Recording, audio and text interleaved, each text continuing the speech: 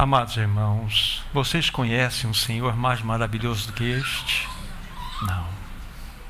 Sabe, minha irmã, meu irmão, Ele foi às últimas consequências por amor a você. E lá naquela cruz, Ele não provou o amor dEle, naquele momento, com letras de ouro escritas nos céus. Eu te amo. Não. Ele provou o seu amor por você quando Ele se entregou totalmente para morrer. Mas Ele quis deixar essa marca gravada no seu próprio corpo. Sabe, João? Sabe o que Ele fez? Ele deixou que as marcas da cruz permanecessem nele, e pela eternidade permanecerão, para que nós nunca deixemos de nos lembrar. Ele nos amou. Então, quando nós cantamos bendito, bendito, bendito, é porque Ele é bendito.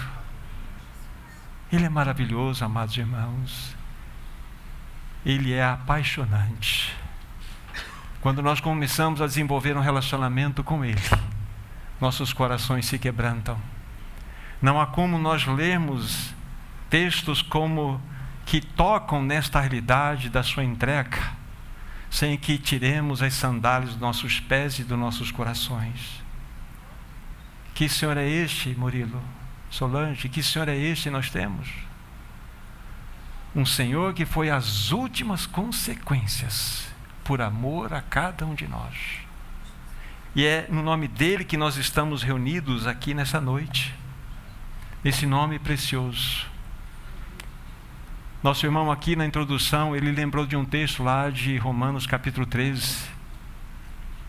Ele disse lá na leitura, na menção feita, que já é hora de vos despertardes do sono, porque vai alta a noite e o dia vem chegando.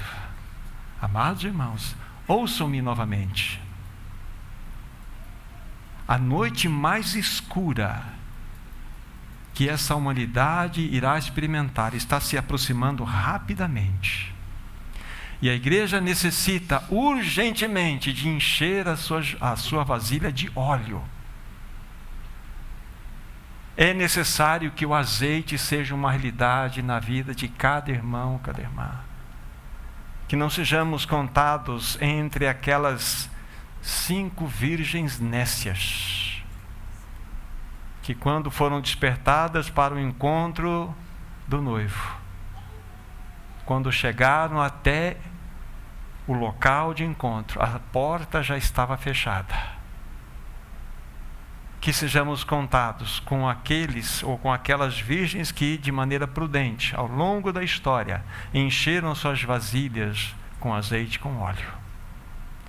Irmão, irmã, como nós ouvimos na introdução, falta muito pouco. E a pergunta que fazemos a todos nós que devemos fazer: estamos preparados? Essa é a grande questão. Então, que o Senhor nos ajude, que o Senhor pegue firme conosco, que Ele não dê espaço para nós, mas que nós possamos avançar segundo a graça dEle. Vamos orar, vamos depois ler algumas porções das Escrituras Sagradas. Bendito, bendito, bendito é o Senhor. É assim mesmo que nós iniciamos este reunir, realmente dizendo estas palavras que de fato enaltecem a Ti. Tu és o bendito Cordeiro de Deus, Tu és o bendito da nossa vida, Tu és a vida da nossa vida, Tu és a luz da nossa luz, Tu és a alma da nossa alma. E nessa noite nós nos reunimos em Teu nome, para que a palavra que será aberta possa vir ao encontro do nosso coração, também venha para impactar nossos corações. Desperta o Teu povo, amado Senhor, aviva a Tua obra nesse tempo do fim. Nós desejamos o Teu falar nessa noite. Revela ao Teu povo, sim, que vai alta a noite e que o dia vem chegando rapidamente. Que possamos encher as nossas vasilhas de azeite, que possamos estar preparados para aquele glorioso encontro, que ninguém de nós aqui presente possa ser apanhado de maneira a ser surpreendido. Ajuda-nos pelo teu poder. Em teu nome, Jesus, para a glória de Deus Pai. Amém, Senhor. Primeira epístola de João, vamos ler algumas porções. Aí, na sequência, eu vou dizer qual é o encargo que temos a partilhar com nossos amados. Primeira epístola de João, capítulo 1, versículo 1 a 3. O que era desde o princípio, o que temos ouvido e o que temos visto com os nossos próprios olhos, o que contemplamos e as nossas mãos apalparam com respeito ao verbo da vida. E a vida se manifestou, e nós a temos visto, e dela damos testemunho. E vô-la anunciamos a vida eterna, a qual estava com o Pai, e nos foi manifestada. O que temos visto e ouvido, anunciamos também a vós outros, para que vós igualmente mantenhais comunhão conosco. Ora, a nossa comunhão é com o Pai e com seu Filho Jesus Cristo. Capítulo 2, versículo 7. Amados, não vos escrevo um mandamento novo, senão um mandamento antigo, o qual desde o princípio tivestes. Este mandamento antigo é a palavra que ouvistes. Versículos 18 e 19. Filhinhos, já é a última hora, e como ouvistes que vem o anticristo, também agora muitos anticristos têm surgido, pelo que conhecemos que é a última hora. Eles saíram do nosso meio, entretanto não eram dos nossos, porque se tivessem sido dos nossos, teriam permanecido conosco. Todavia eles se foram para que ficasse manifesto que nenhum deles é dos nossos. Versículo 24. Permaneça em vós o que ouvistes desde o princípio. Se em vós permanecer o que desde o princípio ouvistes, também permanecereis vós no Filho e no Pai. Por fim, versículo 28. Filhinhos, agora, pois, permanecei nele, para que, quando ele se manifestar, tenhamos confiança e dele não nos afastemos envergonhados na sua vinda. Por enquanto, estes textos que nós temos para ler aos irmãos. Nosso encargo, como alguns de vocês já sabem, tem a seguinte direção: filhinhos, já é a última hora. Filhinhos, já é a última hora. Antes mesmo de nós discorrermos dentro do pensamento que nós preparamos para partilhar com os amados irmãos nessa noite, permitam-me ler dois textos que, na realidade, apresentam duas queixas do Senhor em relação ao seu povo. Nós estaremos falando do povo da velha aliança, mas estas queixas perfeitamente podem ser aplicadas ao povo da nova aliança, ou seja, nós. E um dos textos que vamos ler é um texto que revela qual é a necessidade, o coração de Deus. Qual é a necessidade do coração de Deus no meio do seu povo nesse tempo do fim? Então, primeiramente, as duas queixas do Senhor. Isaías capítulo 1, saem daqui um pouquinho de 1 João, vamos para Isaías capítulo 1. Aqui nós vamos ler o versículo 3.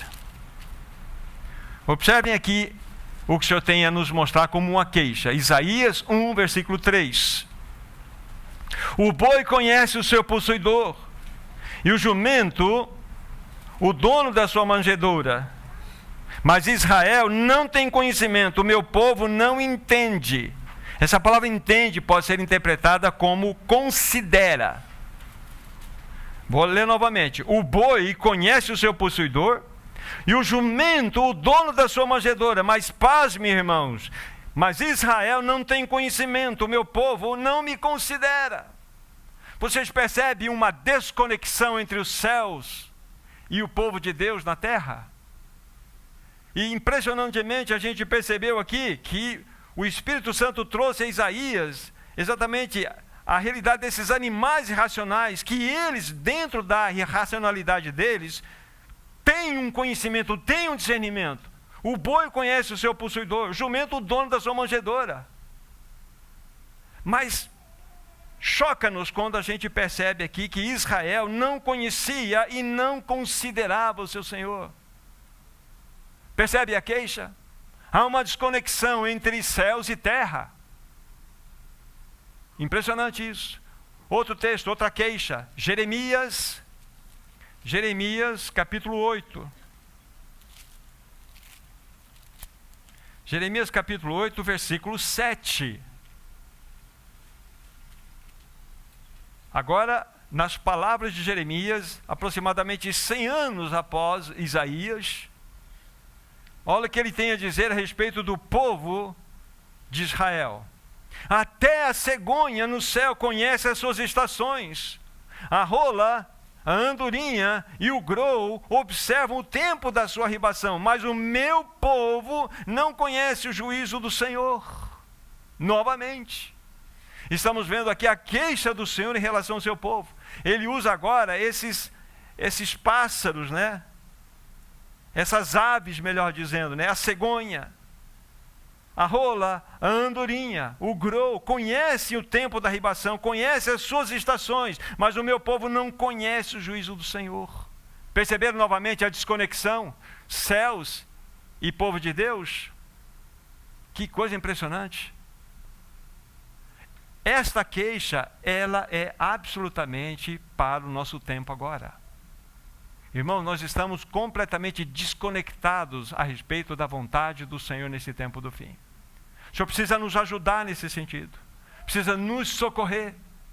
Agora, aquela palavra que até o nosso irmão na introdução fez uma menção aqui, que eu quero ler com vocês, que está em 1 Crônicas, voltem a Bíblia, por favor.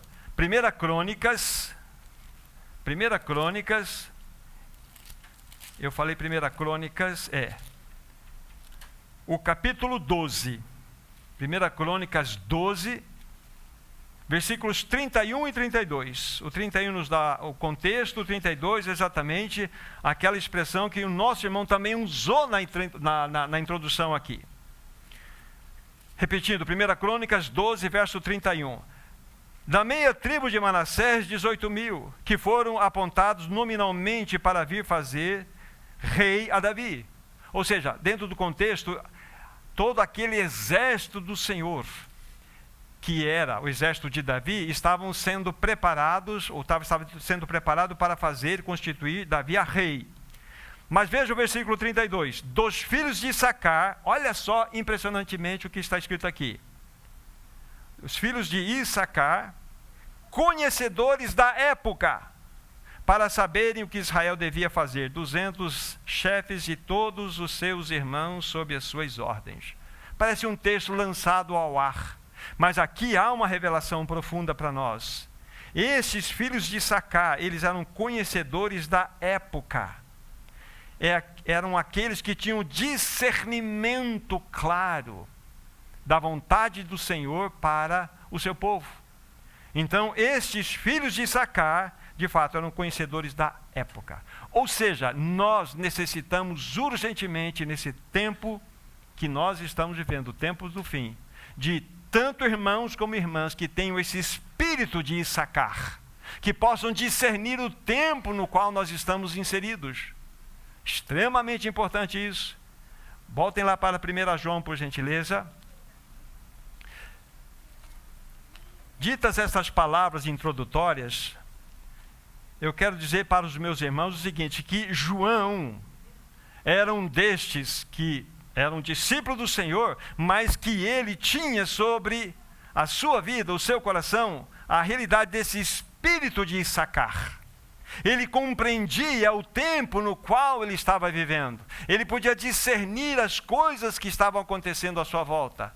Os perigos que estavam ali rodeando a igreja, o grande mal que tinha chegado à igreja. Exatamente isso que João pode ser, por exemplo, aquele que tem o destaque para nos ajudar a compreender.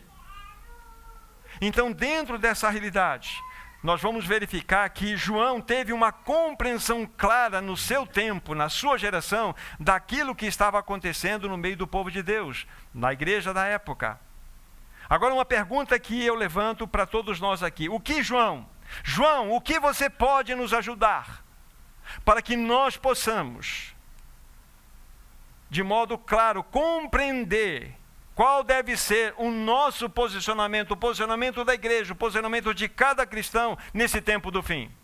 Porque João compreendeu, ele teve espírito de sacar. E nós precisamos também, nessa época em que vivemos, nessa era na qual nós estamos inseridos, também discernir o que está acontecendo à nossa volta. João, como que nós podemos testemunhar, João? Nos ajuda pelo evangelho que você escreveu e também por suas cartas. Como que nós podemos testemunhar a respeito de Cristo, da sua palavra, em um mundo pós-cristão, num mundo que está completamente soterrado pelo maligno? Permita-me fazer uma consideração aqui. Há um sociólogo, ele já faleceu no ano de 2017, chamado Zygmunt Bauman.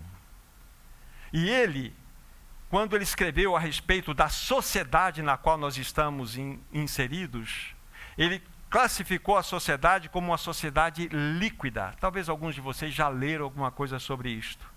Essa sociedade líquida, na realidade, é algo que mostra-nos a realidade de todos os segmentos que compõem essa sociedade. O que ele disse para nós nos seus livros? Ele disse que a sociedade líquida, ela converteu-se em algo totalmente temporal e instável. Ou seja, não existe mais absolutamente solidez em nenhum dos aspectos da sociedade. Não há mais firmeza. Deixe-me dizer agora em minhas palavras, pegando algumas realidades que compõem a sociedade. Hoje nós vivemos numa sociedade pós-moderna ou líquida, como ele coloca aqui, que a moralidade se tornou gelatinosa. A verdade se tornou gelatinosa. Os pensamentos se tornaram gelatinosos. A cultura se tornou gelatinosa. Os casamentos se tornaram gelatinosos. Os valores da vida completamente gelatinosos. Ou seja, não há mais firmeza. Não há mais solidez em absolutamente nada. E isso promove o quê? Isso faz desencadear o quê? Desencadear o quê? Um afrouxamento moral em toda a sociedade. Isso faz com que se desencadeia na sociedade o quê? Uma degradação dos valores estabelecidos, moralmente falando. Isso faz com que se desencadeie aqui também no meio do povo de Deus o quê? Um esfriamento espiritual. Tudo isso porque nós estamos inseridos nessa sociedade, como Zygmunt Bauman fala, uma sociedade líquida, ou uma era pós-moderna na qual nós nos encontramos. Então isso é importante dizer por quê? Porque nós estamos perguntando para o apóstolo João, como que nós podemos testemunhar, anunciar o evangelho de Cristo, ser sal nessa terra, luz nesse mundo, dentro desse contexto gelatinoso, onde tudo, absolutamente tudo é relativo. Não há mais verdades absolutas nessa sociedade. Então, João vai nos ajudar a como nós buscarmos um caminho. E quando ele disse aquelas palavras tão atuais para nós hoje, naquela época, né? Filhinhos, já é a última hora. Como testemunhar do poder de Deus em meio a uma crescente apostasia no meio da igreja? O que nós estamos vendo no meio do povo de Deus é indiferença, mornidão, frieza espiritual, distanciamento. Deixe-me falar, as pessoas estão apostatando com Bíblia na mão. Estão apostatando, frequentando reuniões.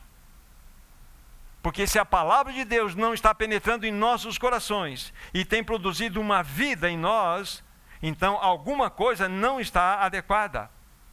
Nós podemos ser aqueles que, de fato, possam estar recebendo a repreensão que aqueles profetas deram na velha aliança. Nós não estamos discernindo o tempo no qual nós estamos. Precisamos da ajuda do Senhor.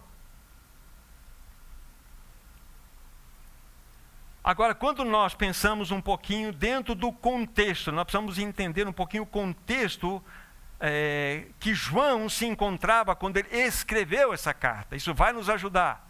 não só analisar as dificuldades, os problemas, os ataques que estavam acontecendo na igreja naquela época, como nós podemos aprender lições para aplicar no tempo em que nós vivemos agora. Muito importante, vivemos numa última hora. Agora, essa carta ela foi escrita aproximadamente entre os anos 90 a 95, quase que completando um século da existência da igreja. No final do primeiro século, nós sabemos que João, possivelmente no ano 86, 87, ele, a mando de um imperador chamado Domiciano, que estava perseguindo duramente os cristãos, ele foi exilado numa ilha chamada Patmos. E foi exatamente ali que ele escreveu o livro de Apocalipse. Ele ficou um período de tempo prisioneiro em Patmos. Ele já estava bem velhinho, possivelmente de 94, 95 anos de idade. Mas depois de um certo tempo, o imperador permitiu que ele saísse do exílio e voltasse para Éfeso. Exatamente em Éfeso que ele vai escrever esta carta, as duas outras, 2ª e 3ª João, e por fim, o último livro que ele escreve é o Evangelho de João. Apocalipse não foi o último livro escrito, foi o primeiro dele. Depois vem essas cartas e por fim o Evangelho de João. Então esse é um contexto que nós encontramos aqui quando olhamos para esta carta. Isso é importante para que nós discernamos algumas coisas. Uma observação apenas assim, um detalhe. Essa carta também é chamada Carta do Amor. É dito aí em alguns historiadores que quando João volta para Éfeso, já naquela idade bem avançada, então ele já tinha muita dificuldade em andar. E os irmãos, então, sobre uma cadeira adaptada, levavam eles nas costas, como se fosse 2 na frente e 2 atrás, ele sentado. E por onde ele ia, encontrava irmãos, ele tinha uma única frase a dizer, com os lábios trêmulos: irmãos, amai-vos uns aos outros. Irmãos, amai-vos uns aos outros. Irmãos, amai-vos uns aos outros. Essa era a grande mensagem de João. Para nós pegarmos um detalhezinho na experiência de João, quando ele volta para Éfeso. Então isso significa o quê? Que João, ao escrever essa carta, ele está escrevendo para a 3ª geração da igreja. Computando 90 anos, 100 anos, se nós dividimos aí em 30 anos aproximadamente, como alguns dividem as gerações, então João está escrevendo essa carta para a 3ª geração. E isso é muito importante, por quê? Porque João estava plenamente cheio de compreensão, como aquele que tinha um espírito de Issacar, estava discernindo que a igreja estava sob um ataque terrível. E nós já vamos verificar qual era esse ataque. Mas pensemos rapidamente aqui, que a igreja, ela, em 3 gerações, sofreu 3 tipos de ataques diferentes. No primeiro ataque, o que aconteceu? A perseguição era completamente religiosa. O judaísmo se levantou contra tudo aquilo que chamava-se cristianismo. Rapidamente falando, vocês sabem que toda essa perseguição culminou no apedrejamento de Estevão. Vocês se lembram? E quem é que estava consentindo, aliás, quem é que ordenou o apedrejamento de Estevão? Saulo de Tarso, Paulo. Então culminou nisso. Isso está relatado no capítulo 7 do livro de Atos. No capítulo 8 aparece ali a primeira dispersão registrada no Novo Testamento do povo de Deus. Por causa dessa perseguição, excetuando os apóstolos, toda a igreja foi espalhada. Foram para a região da Judéia, para a região da Samaria. Então a primeira perseguição, o primeiro ataque maligno contra a igreja foi esse ataque que veio do judaísmo. Mas houve um segundo ataque na sequência, que foi o ataque da perseguição do império. Aí vocês se lembram, quando nós saímos da esfera de Jerusalém e vamos para Roma, vocês se lembram? Ano 64, 18 de julho de 64, o que Nero fez? Ele ordenou que Roma fosse incendiada. Dos 14 bairros que eram a composição de Roma, 10 foram totalmente queimados. Apenas 4 restaram. E nesses 4 os cristãos moravam, juntamente com vários judeus. Então o álibi de Nero para ocultar o seu crime foi acusar os cristãos. a acusar os cristãos. E se deflagrou uma das maiores e mais brutais perseguições de toda a história, onde os cristãos eles eram simplesmente envolvidos em pele de animais, eram colocados em arenas para serem comidos pelos leões, pelas feras. Outros eram embebecidos de óleo e pendurados em postes e queimados para iluminar os palácios que restaram de Nero. Então foi uma brutalidade sem par. Então foi uma perseguição imperial que sobreveio sobre o povo de Deus. Isso dentro, vamos dizer assim, da segunda geração, essa terrível perseguição que aconteceu.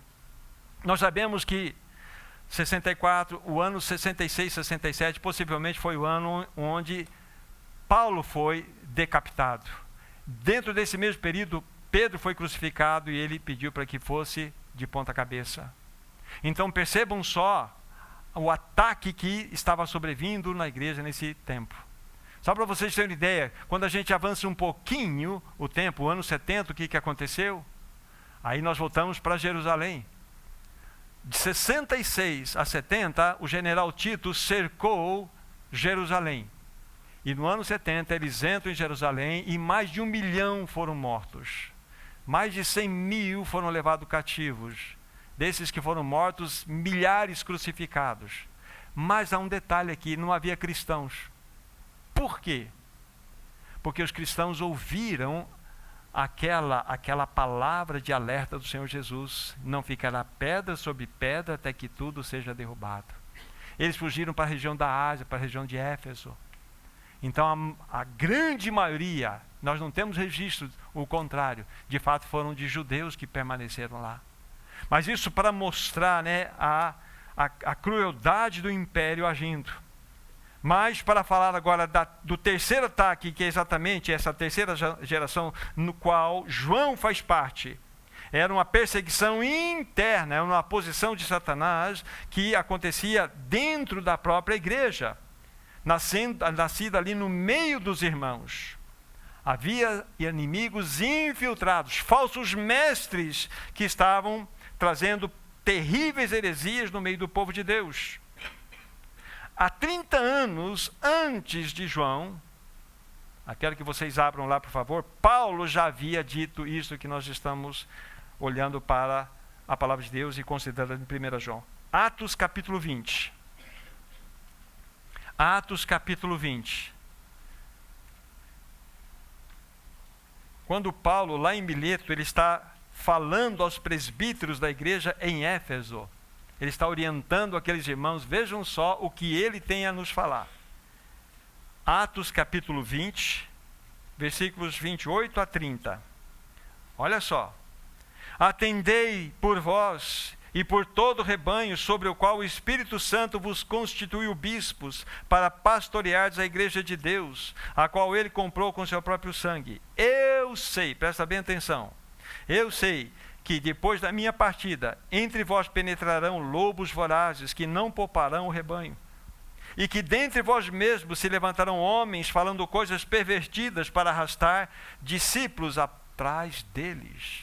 30 anos antes de João, pode voltar para 1 João. Então Paulo já teve essa revelação de que isso iria acontecer. Exatamente, a igreja estava sofrendo um ataque interno. Era um ataque de Satanás. E qual era a característica desse ataque? Agora exatamente o contexto de 1 João. O que estava acontecendo? Na realidade, o grande ataque na igreja desse primeiro século envolvia o quê? Através do gnosticismo. Gnosticismo. Vou rapidamente dar algumas poucas palavras para vocês entenderem o que é esse gnosticismo. Esse pensamento gnóstico trouxe um grande dano, um grande mal no meio do povo de Deus naquela época.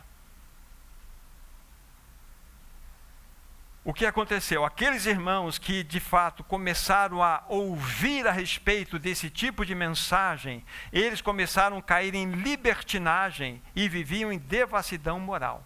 Agora, por que isso estava acontecendo? Essa é uma boa pergunta.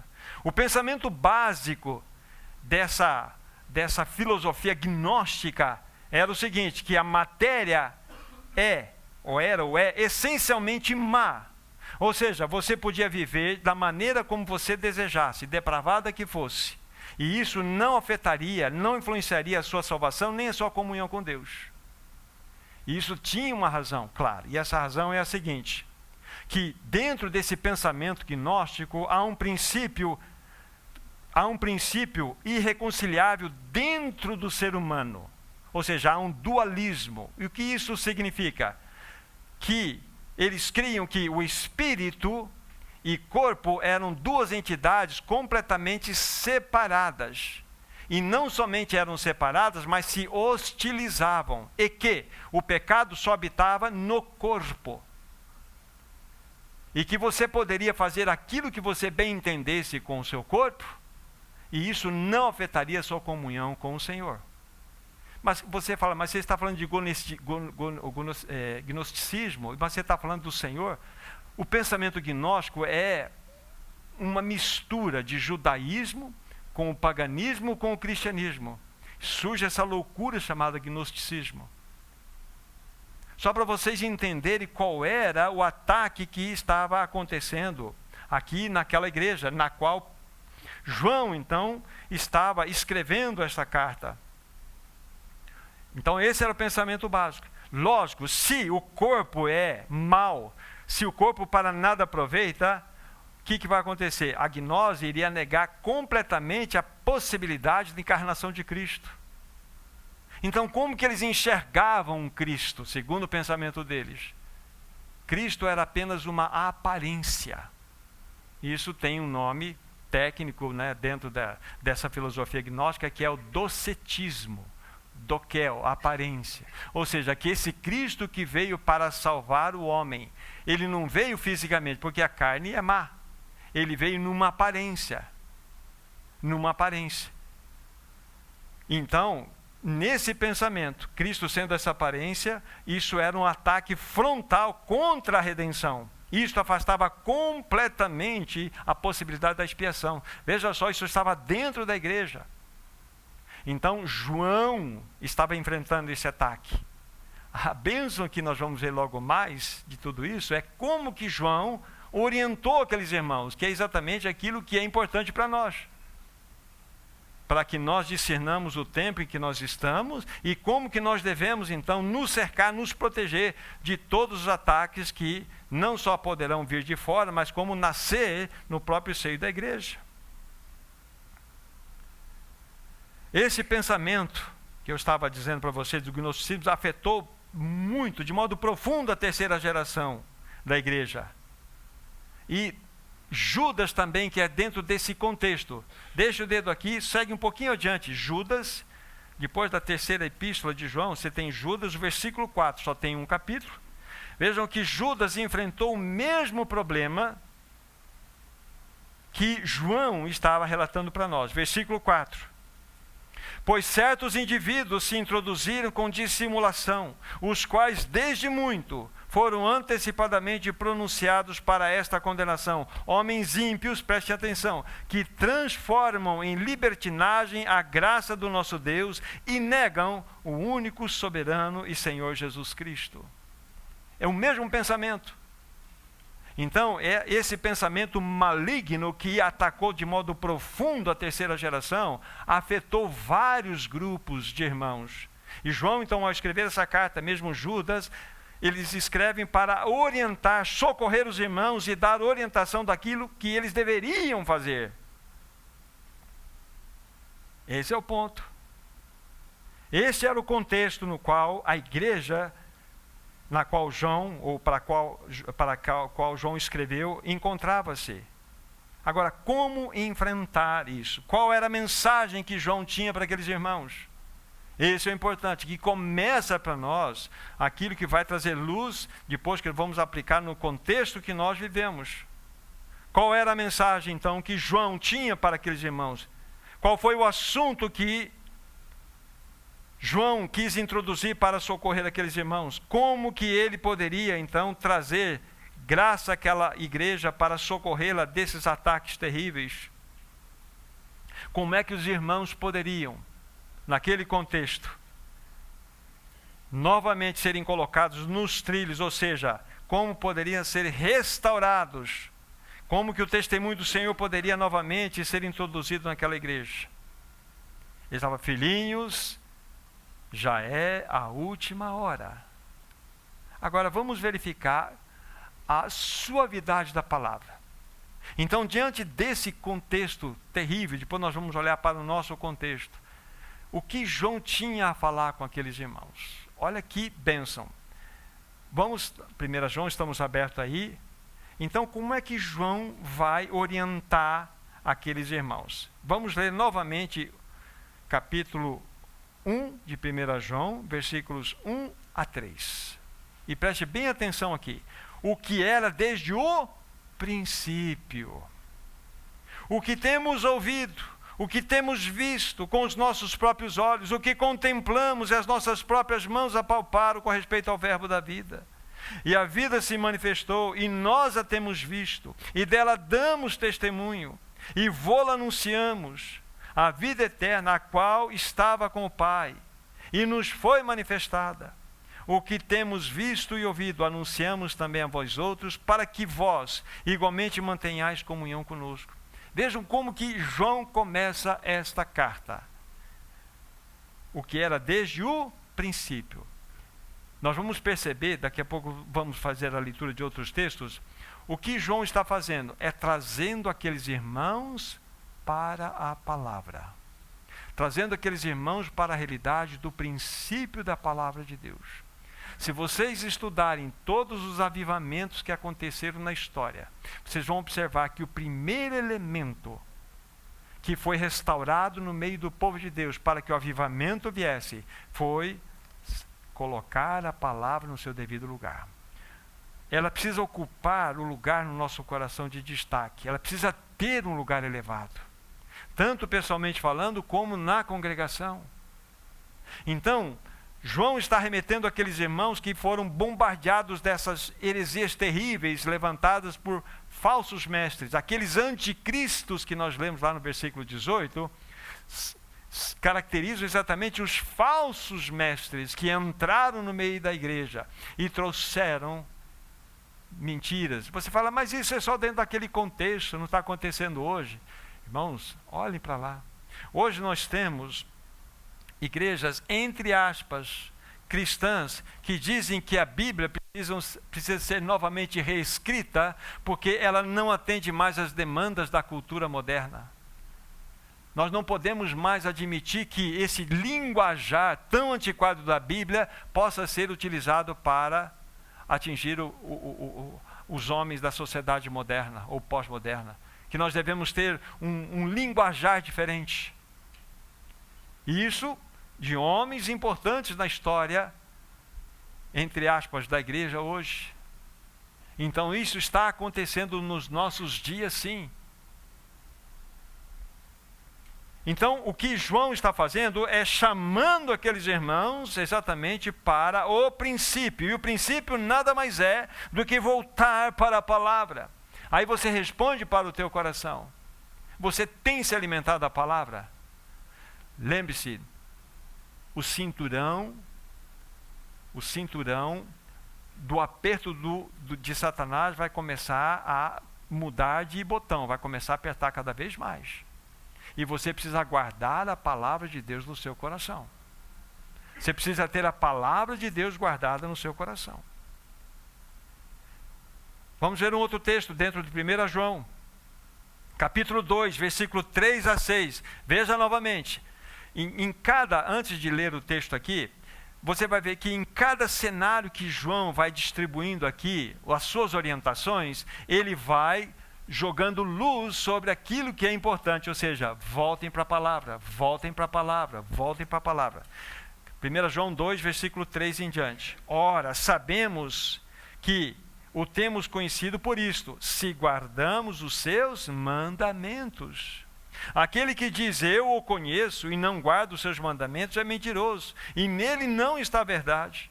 Aquele, entretanto, que guarda a sua palavra, nele verdadeiramente tem sido aperfeiçoado o amor de Deus. Nisto sabemos que estamos nele. Aquele que diz que permanece nele, esse deve também andar como ele andou. Então, todo o texto que nós apresentamos aqui, nessa leitura desses versos, mostra-nos claramente João orientando a que ele se volte para o princípio, para que nós possamos guardar os seus mandamentos. Mas aí no versículo 5, de modo muito pontual, aquele, entretanto, que guarda a sua palavra. O guardar a palavra aqui é encontrar um lugar adequado no seu coração. A única maneira, meu irmão Paulo, de você guardar a palavra é você colocando-a no coração. Nós precisamos nos alimentar da palavra. Somente a palavra vai nos conceder a graça de termos espíritos de Issacar. Como que você faz a leitura da sociedade hoje? Irmão, nós estamos na última volta do ponteiro que marca a história dessa humanidade. Nós estamos completamente distraídos. Jesus está voltando. E nós precisamos discernir isto. João, ele está socorrendo aqueles irmãos, aquela igreja, porque ele detectou que lobos não somente se infiltraram, mas dentre eles mesmos levantaram-se falsos profetas, os anticristos, e começaram a trazer heresias. Então, mas esse texto, nesse mesmo capítulo, que nós estamos capítulo 2, vamos ler o versículo 24. 1 João 2, verso 24. Novamente, ele cria um contexto e vai nos colocar aqui o que ele está orientando. Permaneça em vós o que ouvistes desde o princípio. Se em vós permanecer o que desde o princípio ouvistes, também permanecereis vós no Filho e no Pai. Vocês percebem onde está a segurança de vocês? Volte para o princípio, volte para o princípio. Não há novidades, irmãos. Não há novidades. A palavra é a mesma, a palavra é eterna, a palavra não sofre os efeitos da lei da entropia, não envelhece, a palavra é eterna.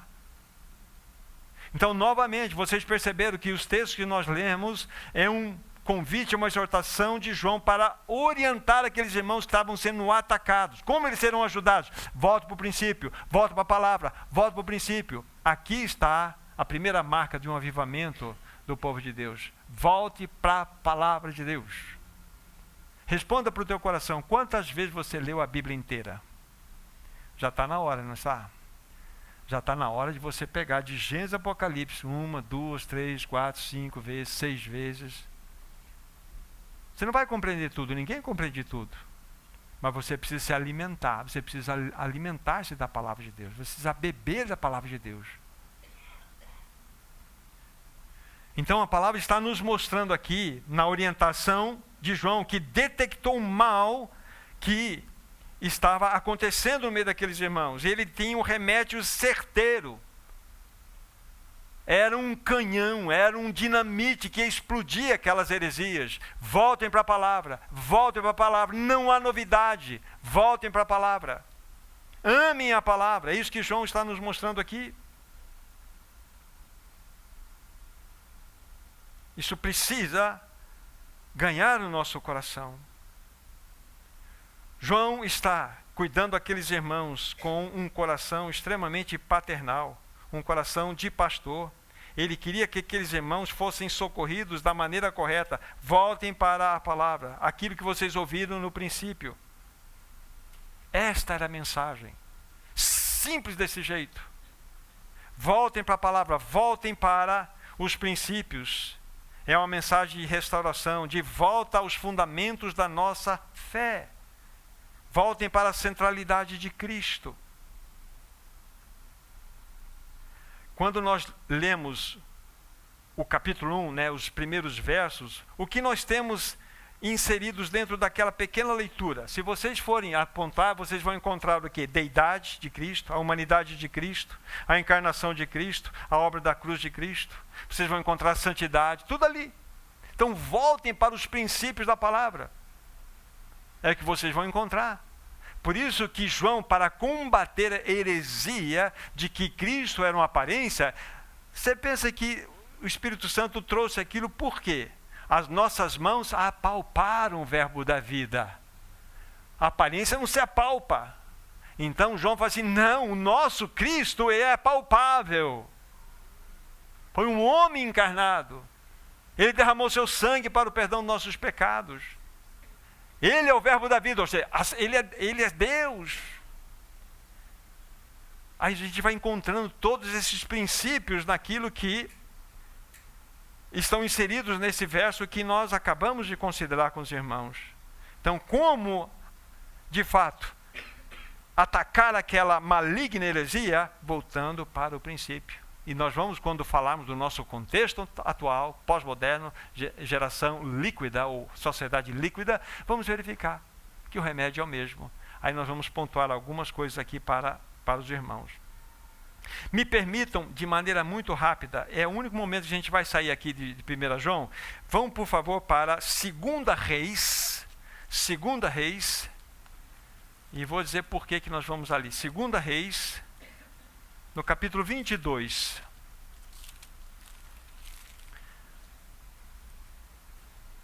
Segunda Reis, capítulo 22. E aqui, os textos que nós vamos ler, eles estão relacionados com o grande avivamento que aconteceu no Reino do Sul, o Reino de Judá. Antes de eu citar o texto, é 2 Reis 22, deixem aberto aí. Então, o rei Josias, que vai assumir o governo agora, o reinado do Reino do Sul, ele vai encontrar um reinado completamente corrompido, em todos os segmentos, tanto na corrupção moral e espiritual, de idolatria. Para vocês terem uma ideia, o templo, que era o templo do Senhor, ele tinha sido totalmente profanado. A gente vai verificar alguns versos sobre isso. Então, Josias encontrou uma situação de completa ruína, porque o inimigo havia atacado o testemunho de Deus. Agora vamos ver como que isso aconteceu para que pudesse haver a restauração. Agora eu vou dar o versículo, capítulo 22, 2 Reis, versículo 8. Vejam só. Então disse o sumo sacerdote Ilquias ao escrivão Safã: achei o livro da casa da lei na casa do Senhor. E Ilquias entregou o livro a Safã, e este o leu. Até aqui por enquanto.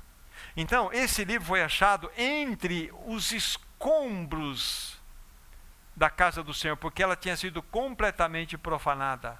Ali dentro da casa do Senhor havia sido levantado altares para ídolos.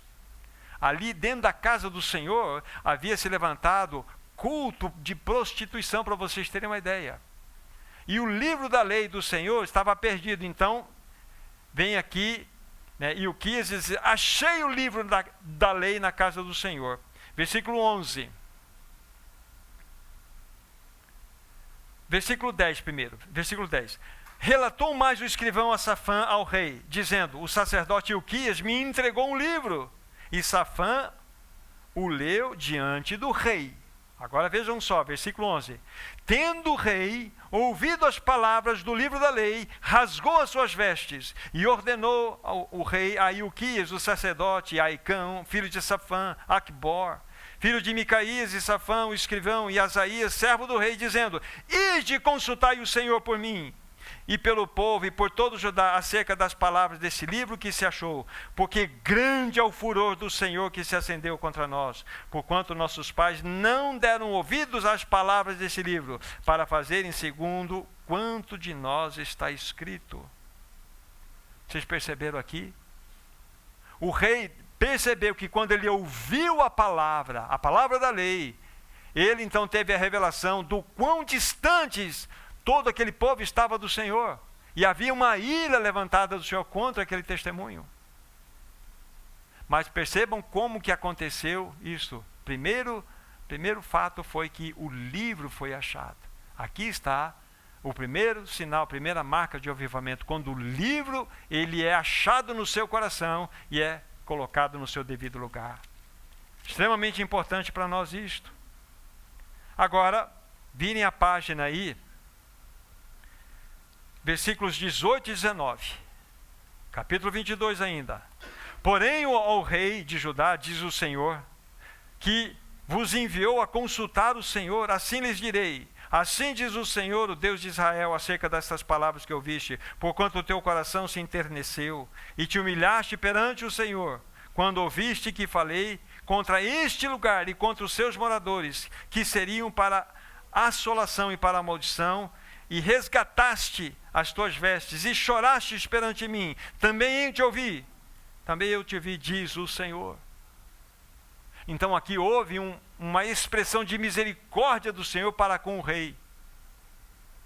Mais uns poucos versos ainda aqui. Versículo 3 do capítulo 23. O rei se pôs em pé junto à coluna e fez aliança ante o Senhor para o seguirem, guardarem os seus mandamentos, os seus testemunhos, os seus estatutos, e de todo o coração e de toda a alma, cumprindo as palavras desta lei, que estavam escritas naquele livro, e todo o povo anuiu esta aliança. Irmãos, deixa eu dizer algo para vocês. O Senhor só precisa de um Josias, que de fato abra o seu coração para a sua palavra, e ele faz uma revolução. Ele faz uma revolução no meio do seu povo. Aqui, Josias, ele apresentou-se diante do Senhor, acatou aquelas verdades, e o Senhor ouviu aquilo tudo. Só para vocês rapidamente terem uma ideia, do versículo 4 em diante, vocês vão encontrar o que tinha acontecido no templo, porque aí no versículo 4 em diante fala-nos a respeito da purificação de tudo aquilo que estava contaminado. Vejam só, versículo 4. Então o rei ordenou ao sumo sacerdote Ilquias e aos sacerdotes da segunda ordem e os guardas da porta que tirassem do templo do Senhor todos os utensílios que tinham sido oferecidos para Baal, para poste ídolo, para todo o exército dos céus, e os queimou fora de Jerusalém, nos campos de Cedron. Veja que estava dentro da casa do Senhor. Aqui. Versículo 5. Também destituiu os sacerdotes que os reis de Judá estabeleceram para incensarem aos altos da cidade de Judá, a rodar de Jerusalém, como também os que incensavam a Baal, ao sol e à lua e aos planetas e a todo o exército dos céus. Vocês percebem o nível de profanação e de prostituição espiritual que estava acontecendo ali? Agora pasmem, versículo 7. Também derrubou as casas de prostituição cultual que estavam na casa do Senhor, onde as mulheres teciam tendas para poste ídolos. Vocês percebem aqui? Agora vamos à aplicação. Nós somos o templo do Espírito, né? Quantos ídolos tem dentro do nosso coração? Quantos jovens ou mesmo adultos têm estabelecido casas de prostituição no seu próprio coração, que precisam ser derrubados? Isso é sério, isso é uma palavra de exortação para nós. Aqui era uma questão física, mas agora nós não temos um templo onde o Senhor se revela. Nós somos o templo do Espírito Santo, e a Bíblia fala que nós somos um templo santo. Então nós não podemos permitir que nenhum poste ídolo, nenhum tipo de incensário, qualquer outro tipo de Deus estranho aconteça em nós. Jovens, atentem para isto. O corpo de vocês é templo do Espírito Santo. É templo do Espírito Santo. Hoje nós vivemos numa sociedade completamente permissiva. Já falei isso outra vez e vou dizer novamente: sexo antes do casamento é pecado, é prostituição. É inadmissível, biblicamente falando. Não podemos admitir isto. Vivemos num tempo de permissividade. Isso é construir templos de prostituição no coração. Então vocês perceberam aqui o que aconteceu. Nós não vamos avançar aqui, podem voltar para 1 João. Porque mostra-nos claramente que quando aqui nós vemos Josias, ele restaurou a palavra, né, do Senhor no seu devido lugar, então vem toda uma consequência. Venha o caminho da santificação do testemunho. Se vocês lerem depois, vale a pena vocês considerarem que Josias foi um rei extremamente piedoso, extremamente abençoado pelo Senhor, porque ele ousou a restaurar a palavra no seu devido lugar. Voltem para lá, por favor. Então nós estamos diante dessa situação. Primeira epístola de João, nós estamos.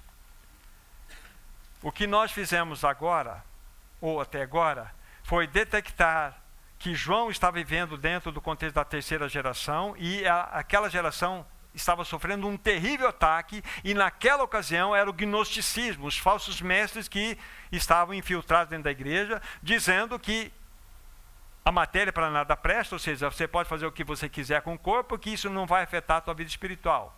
E João então vai orientar aqueles irmãos. De que forma? Volta para o princípio, volte para a palavra. O que está escrito desde o princípio? Então ganhe o coração deles. Estamos juntos. E vimos o que lá em Reis? Que o avivamento, de fato, ele acontece quando nós priorizamos a palavra. Esse é o primeiro ponto, a primeira marca de um genuíno avivamento. Isso é maravilhoso. Agora, quando nós, de fato, voltamos nossos olhos, estamos em 1 João aqui, né? Vamos dar um passo seguinte. Voltamos nossos olhos para a palavra, voltamos para o princípio. Então nós vamos aprender algo maravilhoso, que Deus é luz, e nele não habita treva alguma. Ele é absolutamente luz. Coloque então 1 João capítulo 1, versículo 5, vamos até o versículo 7. Ora, a mensagem que da parte dele, de Deus, temos ouvido e vos anunciamos é esta: que Deus é luz e não há nele treva nenhuma. Se dissermos que mantemos comunhão com ele e andarmos nas trevas, mentimos e não praticamos a verdade. Se, porém, andarmos na luz, como ele está na luz, mantemos comunhão uns com os outros, e o sangue de Jesus, seu Filho, nos purifica de todo pecado. Deus é luz. Agora a pergunta, eu digo, nós estamos andando na luz? A consequência daquilo que João disse àqueles irmãos, que eles deveriam voltar para o princípio, é essa compreensão: Deus é luz. Deus é luz. Nele não há treva alguma. Aí ele vai falar o seguinte para nós: se a gente diz que tem comunhão com ele, mas estamos andando em trevas, mentimos e não praticamos a verdade. Os gnósticos diziam: não, nós temos comunhão com Deus sim, eu posso ter elevadas experiências espirituais com o Senhor e viver na carne como eu quero. Não. Como que você vai poder fazer isto? Eu tenho comunhão com ele ando em trevas? De forma alguma. Isso é mentira e você não está praticando a verdade. Mas se nós andarmos na luz, como ele está na luz, mantemos comunhão uns com os outros, e o sangue de Jesus, seu Filho, nos purifica de todo o pecado. Olha que promessa maravilhosa. Que promessa nós temos diante dos nossos olhos. Será que estamos andando na luz? Para pensarmos, irmãos, algo que eu anotei aqui. Achamos que sabemos mais do que os outros? Será que nós achamos que somos superiores aos outros? Isto não é luz. Isto é manifestação de escuridão do nosso coração. É apenas um detalhe da nossa própria experiência. Por que eu estou dizendo isso? Porque os gnósticos se achavam superiores. Eles achavam que tinham uma luz superior. Aliás, como que eles achavam que o processo da salvação aconteceria numa vida? Nós cremos, Cristo precisou morrer, encarnar, morrer, derramar seu sangue por nós, e nós cremos nessa obra e somos salvos. Eles não, eles criam o seguinte, que na medida em que você ia desenvolvendo o teu conhecimento, a tua percepção de conhecimento, mais luz você teria, mais luz e conhecimento você teria. Então o conhecimento era pela gnose, pelo conhecimento. É essa loucura que eles criam. Que não era necessário você caminhar por outras estradas. Então os gnósticos achavam-se superiores porque eles achavam que tinha luz.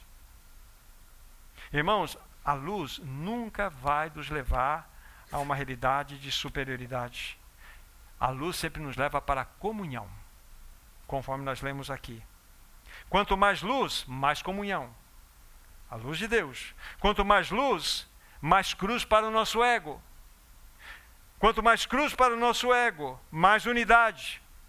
Quanto mais luz, mais santidade. Quanto mais luz, mais humildade. É essa luz que nós estamos vendo aqui. Mais comunhão. Quanto mais luz, mais cruz para o nosso ego. Quanto mais cruz para o nosso ego, mais unidade. Quanto mais luz, mais santidade. Quanto mais luz, mais humildade. A luz, ela une, ela nunca separa. Nunca. Na luz sempre haverá transformação. Esta era a mensagem de João. Para que ele pudesse combater aquela terrível heresia gnóstica, aqueles falsos mestres que tinham se infiltrado nas igrejas da Ásia, em especial em Éfeso. Então, estava disseminando essa mentira, essa heresia. Então João fala, vocês voltem para o princípio. O lugar mais seguro é a palavra. Isso não envelhece. Não envelhece. É a palavra de Deus. Mas agora, irmãos, como podemos, voltando para nós, para irmos para a nossa conclusão que nós precisamos fazer. Agora, como nós podemos hoje testemunhar, filhinho, já é a última hora, como viver de modo saudável em tempos que se abreviam rapidamente? Como viver de modo saudável numa sociedade líquida? Numa sociedade onde os valores se perderam completamente, onde não há mais moralidade, onde não há mais nenhum tipo de significado de experiência espiritual. Cada um tem a sua, cada um tem a sua verdade. Como que nós podemos testemunhar nesse tempo? Como que nós podemos evidenciar um genuíno candelabro de ouro? Como que nós podemos ser uma igreja pela qual o Senhor pode manifestar a sua glória? Como que podemos expressar luz nesse tempo de trevas? Como que nós podemos ser testemunho nessa geração corrupta e pervertida? Nós estamos, queridos irmãos, ainda que muitos não tenham discernimento, enfrentando talvez um inimigo muito terrível nesse tempo do fim. Quando eu falo dessa sociedade líquida, dessa sociedade pós-moderna, sociedade encravada nas trevas, isso é um ataque que está acontecendo. Onde está havendo um afrouxamento moral, está havendo um esfriamento espiritual no meio do povo de Deus. E a igreja precisa ser imunizada contra esses ataques. Vou citar uma frase aqui do nosso ancião Abílio, que ele sempre diz. Essa frase é a seguinte: as trevas estão ligadas em modo turbo. As trevas estão ligadas a modo turbo, ou seja, muito rápido. A noite mais escura dessa humanidade está se aproximando de modo veloz. Se nós não tivermos aí as nossas botijas cheias de óleo, que envolve não só ser cheios do Espírito, mas ser cheios da palavra, porque a palavra nos remete a essa realidade, nós iremos ser apanhados de surpresa. O que vamos fazer para mostrar o caminho de ser socorridos pelo próprio apóstolo João? Eu quero citar para vocês 5 orientações que João deixou para a igreja estar plenamente imunizada. Vamos supor que Jesus não voltasse nas próximas décadas, daqui a 100 anos, daqui a 200 anos, daqui a 500 anos, daqui a 1000 anos Jesus não voltasse. As orientações são as mesmas. Não vai mudar. As orientações são as mesmas, porque a palavra, ela rasga o véu do tempo, a palavra é eterna. Então nós podemos avançar em 1 milhão de anos. Isso não afeta essas orientações. Volta para o princípio. Volta para o princípio. Não há novidade. Então, quais são as 5 orientações que João tem a dar para nós nesse tempo do fim? 2 delas eu já citei, quero apenas só reenfatizar para vocês. Vamos colocar como aí um título, né, dessa primeira orientação: guardar a palavra no coração. Guardar a palavra no coração. Eu vou abrir aqui e já vou ler o mesmo texto que já falamos sobre ele, capítulo 1, versículos 1 a 3. O que era desde o princípio, o que temos ouvido, o que temos visto com os nossos próprios olhos, o que contemplamos e as nossas mãos apalparam com respeito ao verbo da vida. E a vida se manifestou e nós a temos visto, e dela damos testemunho, e vô-la anunciamos, a vida eterna, a qual estava com o Pai e nos foi manifestada. E o que temos visto e ouvido anunciamos também a vós outros, para que vós igualmente mantenhais comunhão conosco. Então, qual é a orientação aqui de João? Guardar a palavra no coração. E reanotem aquele texto, não vou ler agora, do capítulo 2, versículos 3 a 6. Ali, novamente, mostra-nos a importância de guardarmos a palavra no coração. Guarda a sua palavra. Aquele que guarda a sua palavra, nele verdadeiramente tem sido aperfeiçoado o amor de Deus. Então, guarde a palavra no coração. Guarde. Primeira orientação, guarde. O que acontece se nós não guardarmos a palavra? O que vai acontecer se não guardarmos a palavra no coração? Se você não guardar, de modo muito específico, você entra em apostasia. Tem pessoas que acham que está lendo um livro aqui, um livro acolá. Debrucem nisso aqui. É a única segurança que você tem para que você não entre em apostasia. Alimente-se da palavra, guarde a palavra no seu coração. Segunda orientação que João pode dar a nós nesse tempo de uma geração líquida, sem nenhuma solidez, para que você possa ser sal nessa terra e luz nesse mundo. Guarde lá, anotem lá. Andar na luz. É o capítulo 1, versículo 7. Eu vou só ler o versículo 7. Os outros que já li anteriormente não são necessários agora. Se, porém, andarmos na luz, como Ele está na luz, mantemos comunhão um com os outros, e o sangue de Jesus, seu Filho, nos purifica de todo pecado. Aqui fala de luz, fala de comunhão, fala de sangue, fala de purificação. Olha que bênção. Você não precisa ficar escondendo mais o seu pecado no coração. Você tem um caminho, confesse. A Bíblia diz, confesse. Você tem caminhos aqui, e pelo sangue de Cristo você é plenamente purificado, plenamente perdoado. Então, segunda orientação, andem na luz. Agora, terceira orientação, essa não falei para vocês. Vamos pegar aí no capítulo 2, querem anotar? Ter uma postura adequada diante deste mundo. Ter uma postura adequada diante desse mundo. Capítulo 2, versículo 15 a 17.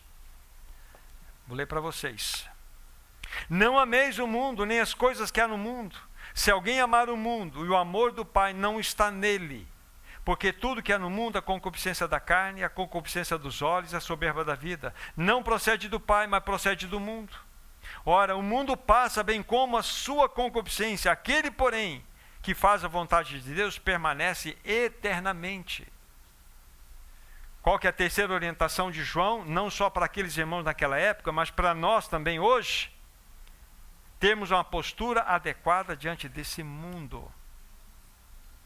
Você sabia que a única forma de você enfrentar esse mundo, sabe qual é? Morrendo para ele. Você só pode enfrentar esse mundo morrendo para ele. Gálatas 6,14 diz assim: longe de mim esteja a gloriar-me, a não ser na cruz do nosso Senhor Jesus Cristo, pela qual o mundo está crucificado para mim e eu para o mundo. Preste bem atenção. Pela qual, ou seja, a cruz, o mundo está crucificado para mim. Olha, o mundo aqui o mundo está crucificado para mim.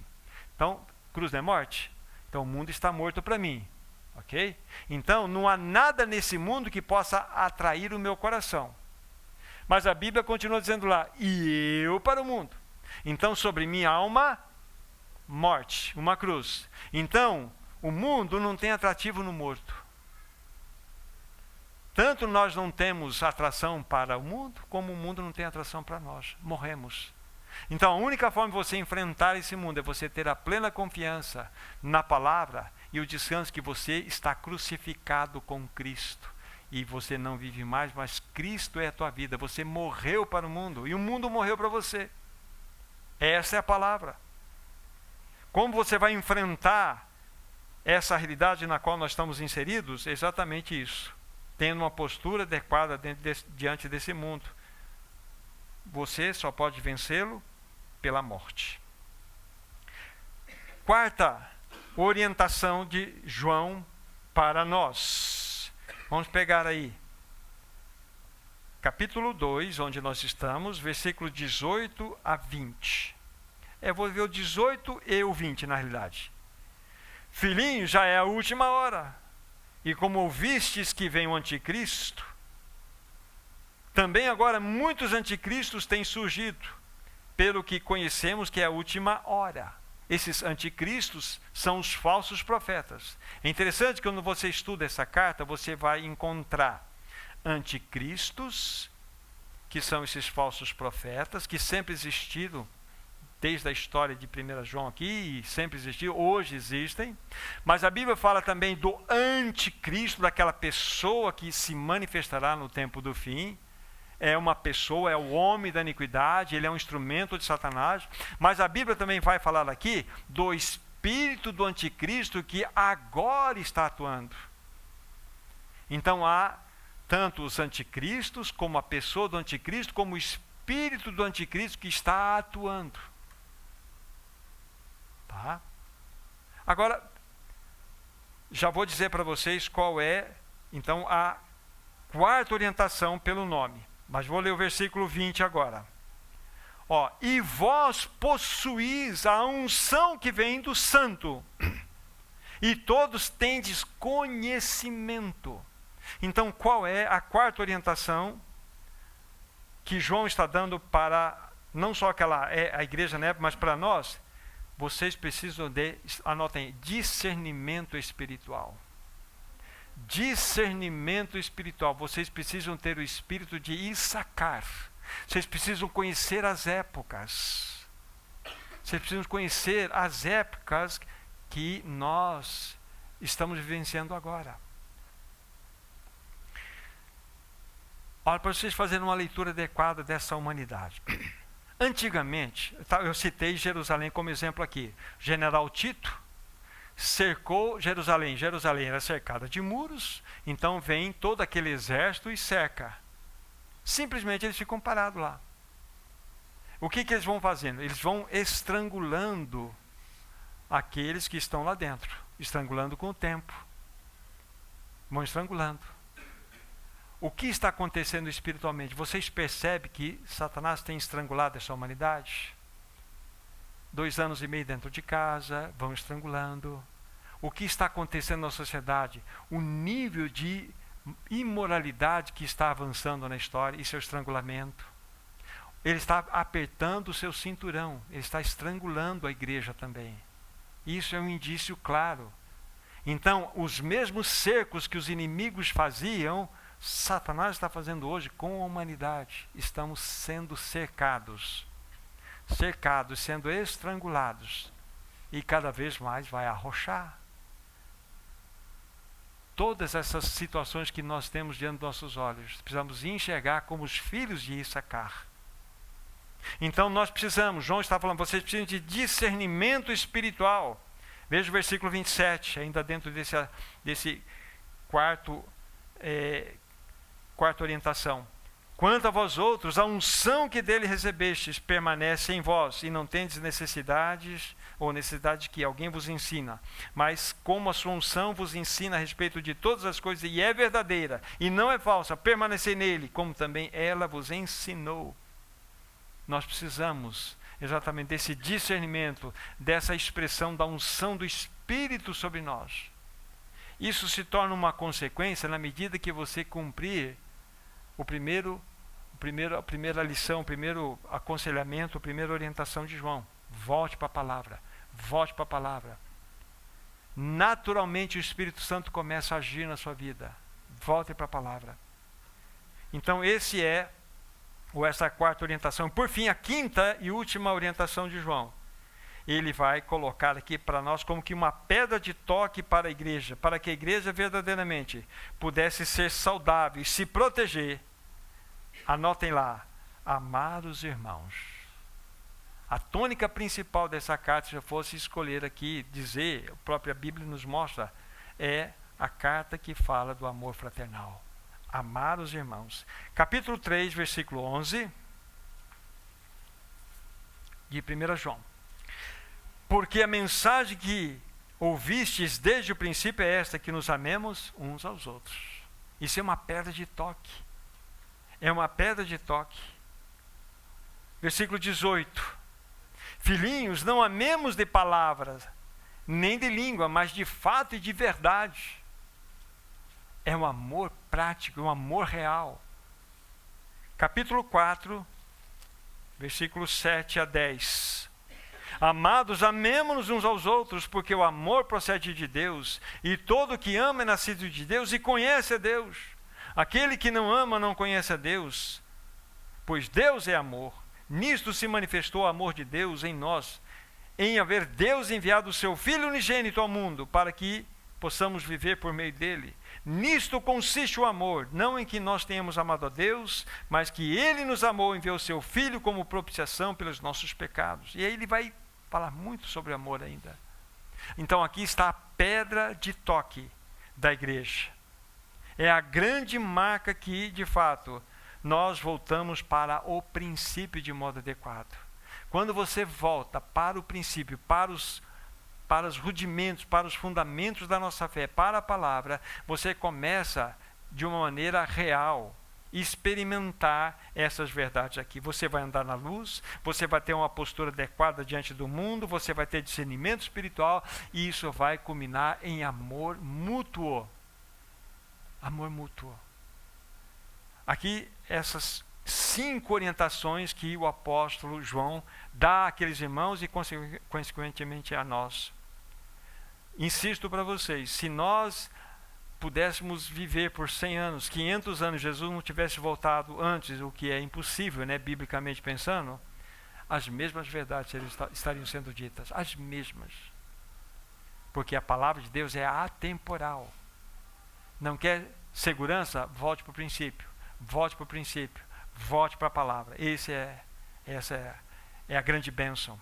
Essas 5 orientações, queridos irmãos, se fizerem de fato parte da nossa vida, com certeza nós daremos um testemunho adequado nesse tempo do fim, nessa geração que está se diluindo pela sua liquidez. É uma geração líquida. Liquidez não, líquida. Líquida. Está dissolvendo. Não há mais verdades fundamentais, não há mais absolutos, não há mais nada. Chegamos ao fim, irmãos. Agora a igreja precisa voltar. Por isso que a igreja sofrerá uma grande perseguição. Porque ela se tornará uma persona não grata no mundo que está vivendo nessa sociedade completamente caída. Ai daqueles que se levantarem e dizer que a verdade é absoluta, que a palavra de Deus é inerrante, que a verdade é única, que só há um caminho de salvação. Estes sofrerão perseguição. Mas aqui está o caminho para nós, queridos irmãos. Que o Senhor verdadeiramente nos conceda a graça de ficarmos firmes nessas verdades acima que foram mostradas. Essas 5 orientações de João. Com certeza daremos testemunhos adequados de uma vida genuinamente transformada, protegida pela palavra do Senhor. E um mundo anticristão numa sociedade líquida. Que nós precisamos de solidez. Palavra. Voltem para a palavra de Deus. É a tua e a minha segurança, irmãos. Vamos orar, vamos pedir que o Senhor nos ajude. Amado Senhor, nós damos tantas graças a Ti, Senhor. Obrigado porque o Senhor não nos deixou. O Senhor não permitiu que nós ficássemos ao esmo, Senhor. O Senhor nos deixou a Sua palavra, a Sua bendita palavra. Obrigado pela experiência de João, Senhor, que enfrentou todas aquelas lutas, todas aquelas heresias tão terríveis que trouxeram tantos danos para o Teu povo naquela época. E hoje, Senhor, não é diferente. Nós enfrentamos tantas lutas, Senhor, tantas heresias, uma sociedade mergulhada, Senhor, ao caos. Senhor, que o Teu povo seja, de fato, levantado pelo poder do Teu Espírito. Nós queremos ser aquele povo conhecido como o povo que ama a Tua palavra, Senhor. Um povo que verdadeiramente anda na luz, Senhor. Um povo que, de fato, tem uma postura adequada diante desse mundo. Um povo que tenha discernimento espiritual, um espírito de Issacar, Senhor. Ajuda-nos a compreender esse tempo que nós vivemos. Mas também queremos ser conhecidos como um povo que ama não somente a Ti, mas que esse amor se envolve, se entrelaça entre os outros irmãos. Abençoe a cada irmão aqui presente, a cada irmã. Abençoe essa assembleia, Senhor. Que nós possamos dar testemunhos reais, genuínos nesse tempo do fim, Senhor. Com essas verdades, com essas orientações da Tua própria palavra. Encomendo todos os santos aos Teus santos cuidados, meu Pai. Em nome de Jesus. Amém. Deus abençoe vocês. Pensem nesses 5 caminhos que João trouxe a vocês, 5 orientações. Meditem sobre elas. Em especial, peguem a primeira. Voltem para o princípio. Voltem para a palavra de Deus. Deus abençoe. Tenham uma semana guardada no nome do Senhor.